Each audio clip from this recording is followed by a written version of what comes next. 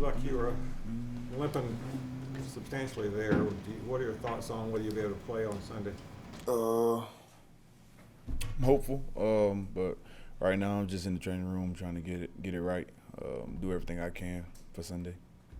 Did you do it in practice this week, Brian, or in the game last week? It's just one of those nicks and bruises you be dealing with throughout the season. Nothing too crazy, honestly, but yeah, you just tweak them along the way.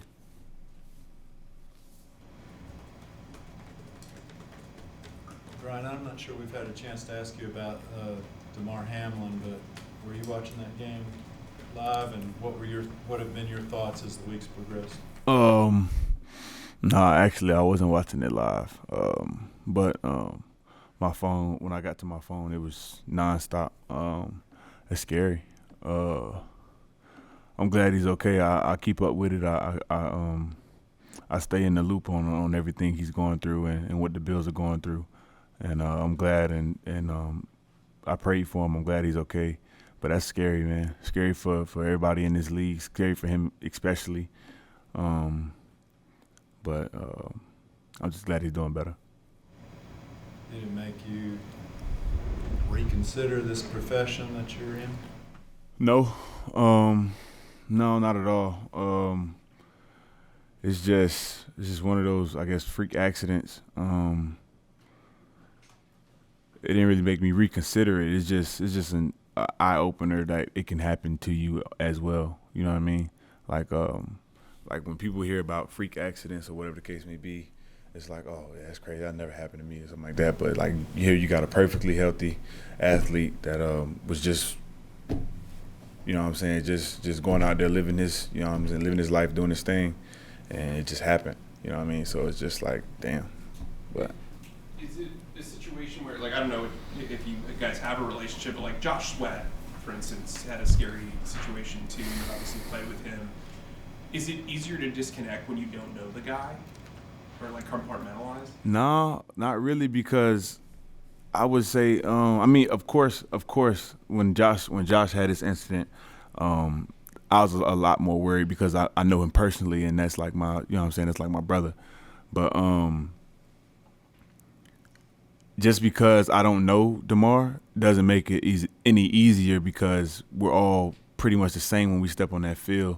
Like, we're all players and we're all together. It's like, so it's like, if anybody has that crazy injury, I can just imagine it being myself or one of my close friends. So, it's not hard. It's not easy to disconnect from it.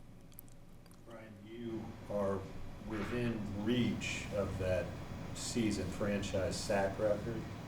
How do you weigh that versus your ankle and kind of, some serious business you have to do this offseason potentially with, future contracts, etc.?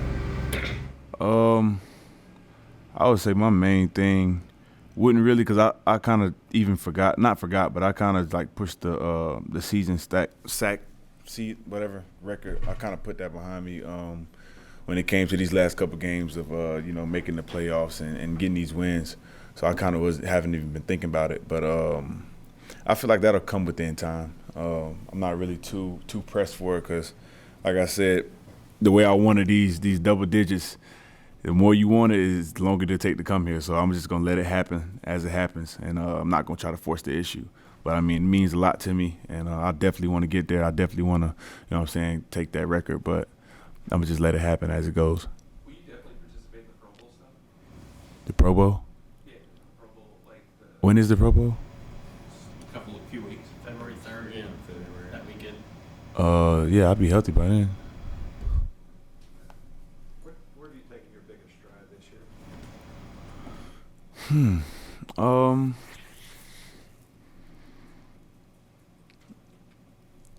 I say this. You mean physically or just in general? Just as a player. Yeah. It's definitely a lot more room to grow, but I feel like as far as like my power moves and my power rushes have been better. I've probably used them a lot more than I've even used speed this year. But I would say my biggest improvement is definitely my IQ continues to grow. And that's just from a standpoint of, and I give credit where credit is due to my coaches, Don, Al, even Saravo at times. They helped me increase my IQ probably tremendously.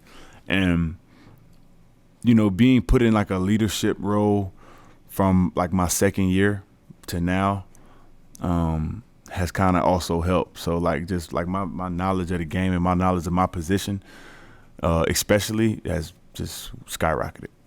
What do you think of the new Pro Bowl format? I don't know the format. We're doing like competition stuff. Yeah. I thought it was like a 7-on-7 or something like that. So that doesn't really do much for me, does it? I don't know, but I mean, it's. I don't really know much about the format, but I know that like I had a great time last year. You know what I'm saying? Meeting meeting other guys across the league and guys that I probably looked up to when I was younger, that I never really got a chance to talk to and meet in person. So that was great, and there's a lot of knowledge I picked up out there. So. Yeah, but I know it was only one Pro Bowl, but you got a favorite moment out of that? I'll probably just say outside of like, you know what I'm saying, celebrating and spending time with my friends and family, I would say the practices and the and the game itself, just being around those guys and being able to pick Chan Jones and guys like Robert Quinn, guys like that I'd probably never, you know what I'm saying, talk to on a regular basis, to be able to pick their brain and learn new things from them.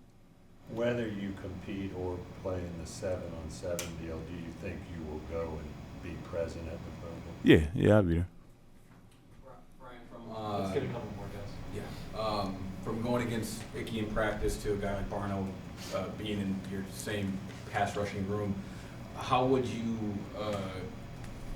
articulate the way the rookie classes handle the rigors of an NFL season now that we're coming into week 18?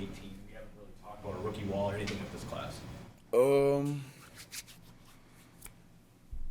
From those two, especially, I feel like they handled it pretty well. I feel like I've seen Icky make some huge jumps throughout the season. I've seen him grow up. I think he's played pretty well. And from a Barno standpoint, just being around him every day, he takes coaching and I don't know, like it sounds so weird because I'm only 24, but he reminds me of a young me. You know what I'm saying? And that's weird.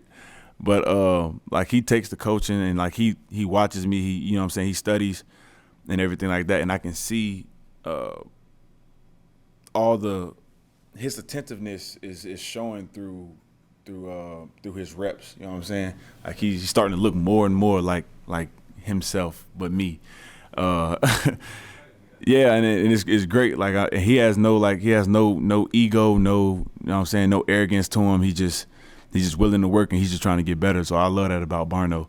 But yeah, with those two, I feel like they endured the season pretty well. You're a Spider-Man fan, so how much would it mean to you to have your own No Way Home and have a Spider Barno, you know, to compliment you? No, I mean, like, for real, like, you're a guy who's been a consistent pass That's rusher. funny. Have another, 9 to 10 sack guy opposite you. How much would it help you to see somebody develop into that role? That's what's up. I would love to see Barno grow into that role. That'd be cool. Spider Barno, that's funny. Yeah, you're funny for that. Yeah, I would love to see Barno excel in that way. I think he's capable of doing it. So yeah, for sure. Josh Norman, Batman versus Spider-Man, Brian Bird challenges or anything? Nah, right now we're trying to determine. They're not really trying to determine anything, but UTOR still calls itself the Dark Knight, so we're trying to figure that out. Thank you. All right, bro.